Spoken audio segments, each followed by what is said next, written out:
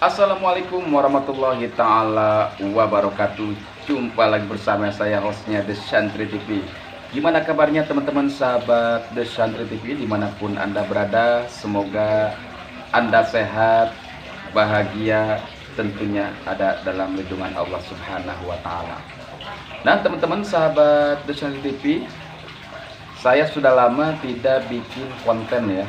Itu sebetulnya udah dari mulai Desember, awal Desember sampai sekarang ini cuman hanya beberapa video saja. Kalau tidak salah kurang lebih 4 atau 5 video saja. Biasanya saya bikin video tuh tiap hari ya. Insya Allah mudah-mudahan doanya saja tidak ada halangan apapun, saya bisa mengabarkan tiap hari bikin video. Paling tidak seminggu 3 kali saya tayang bikin video di Santri TV. Insya Allah saya akan mengabarkan selain tentang keseharian santri, juga akan mengabarkan tentang tausiah guru-guru kita, juga tentang apapun yang bertentangan atau berkaitan dengan agama. Kalau seandainya teman-teman mau, saya insya Allah akan mengulas juga berita yang berkaitan tentang agama. Jadi hanya mengulas beritanya saja. Kalau saya membacakan berita-berita yang ada di berbagai macam media, terutama media sosial yang memang udah ada izin untuk tayang ya, atau untuk dibacakan, akan saya bacakan kembali gitu, biar teman-teman lebih tahu, lebih update lagi tentang kesehariannya santri dan sebagainya. Oke teman-teman sahabat Santri TV, kabar baiknya bagi Anda semuanya yaitu untuk orang tua. Ini saya akan mengulas kabar untuk orang tua santri. Ada kabar bahagia. Kenapa? Karena saat ini pendidikan di Indonesia yang memang kita udah tahu dengan terjadinya COVID-19 udah setahun yang lalu, terjadi pendidikan itu yang memang sangat sulit ya, karena tidak boleh berkerumun dan segala macamnya, sehingga anak-anak kita yang sekolah khususnya harus daring. Sama yang santri juga sama. Tapi ada plus minusnya. Untuk yang santri ini menurut saya bahagia lah bagi orang tua yang saat ini anaknya mondok di pondok pesantren dimanapun. Bukan hanya yang ada di The Santri TV, karena The Santri TV sudah menayangkan beberapa pesantren ya, sampai ke kita ke Al-Bahjah yang ada di Cianjur kemarin, yang ada di Pelabuhan Ratu, yang ada di Parung Kuda, Pasir Betik ya, juga yang di pondok pesantren Nurul Haji tentunya. Nah teman-teman, coba kita lihat keseharian santri seperti ini. Nah ini adalah foto-foto santri yang ceria-ceria gitu ya, yang ceria-ceria. Kenapa saya bilang tadi ada kebahagiaan bagi orang tua yang anaknya dititipkan ke pondok pesantren.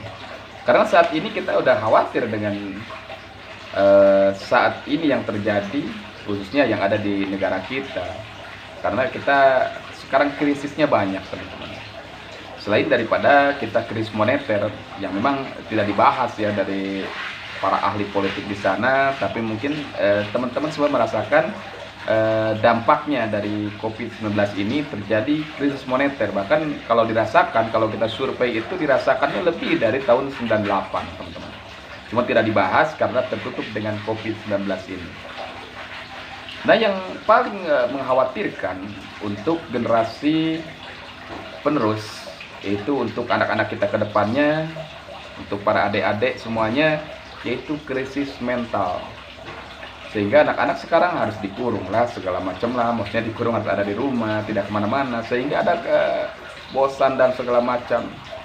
Sehingga anak tidak bisa sosialisasi dengan teman-temannya hanya lewat media sosial aja.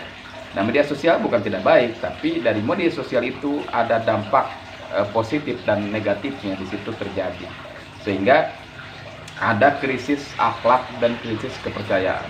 Sekarang kita sudah tidak percaya lagi dengan saat ini yang terjadi, maksud saya. Mungkin Anda paham semuanya. Sampai bahkan mungkin pemerintah sendiri juga jadinya linglung ya. Maaf nih, linglung. Jadi sampai salah kadang untuk melangkah begini gimana, untuk begini gimana dengan COVID-19 ini. Ya kan sampai kemarin yang terjadi miras untuk dilegalkan gitu kan, udah jelas miras itu tidak boleh gitu ya. Sampai pengen dilegalkan hanya beberapa tempat saja, itu kan terjadi karena kelinglungan. ya kan terjadi semacam mental yang kurang yakin dengan adanya seperti ini. Padahal kalau kita udah pasrah saja sama Allah Subhanahu wa taala, insya Allah semua ini akan berakhir. Sehingga terjadilah krisis kepercayaan yang terjadi. Jadi ini krisis percaya ini sebenarnya udah bahaya juga ketika orang sudah tidak percaya dengan kalau sederhananya saya contohnya gini, kalau ada anak sudah tidak percaya dengan orang tuanya, itu sangat berbahaya. Ya mungkin teman-teman semuanya yang saya maksud mungkin dipahami ya. Bagaimana terjadi yang lebih besar lagi?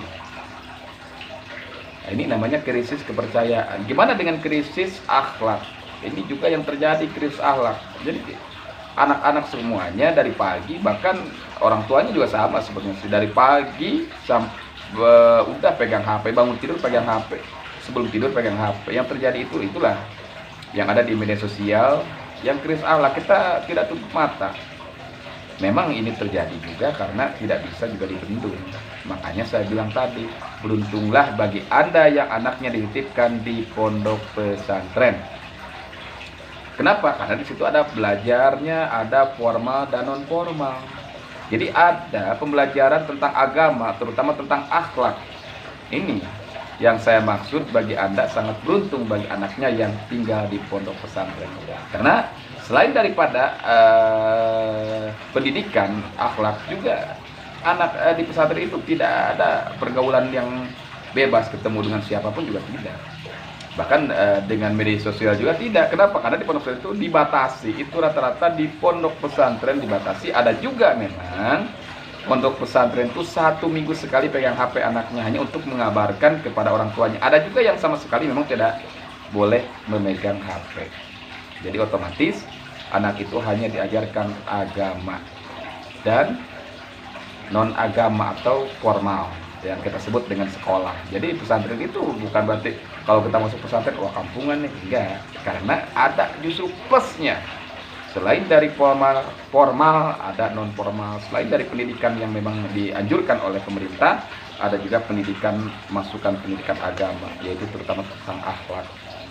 Mudah-mudahan anak-anak kita menjadi anak-anak yang soleh dan solehah, mempunyai akhlakul karim, sehingga kalau seandainya dia jadi pemimpin pun mudah-mudahan menjadi pemimpin-pemimpin yang soleh dan solehah. Karena kalau tidak ada pemimpin, misalkan nanti pemimpin kita tidak berakhlak, itu juga berbahaya, ataupun tidak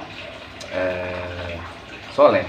Karena kalau udah soleh dan berakhlak itu udah tidak bisa ada ininya lagi, itu udah paling bagus, nggak ada lagi.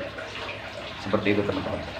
Ada kabar baiknya lagi teman-teman, di pondok pesantren Miftahul Ajid yang beralamat di Kampung Batu Karut, Desa Tugu Jaya, Kecamatan Cigombong, Kabupaten Bogor, membuka pendaftaran baru siswa-siswi, santri putra-putri, santriin santriat Pondok Pesantren Miftahul Ajid 2021-2022.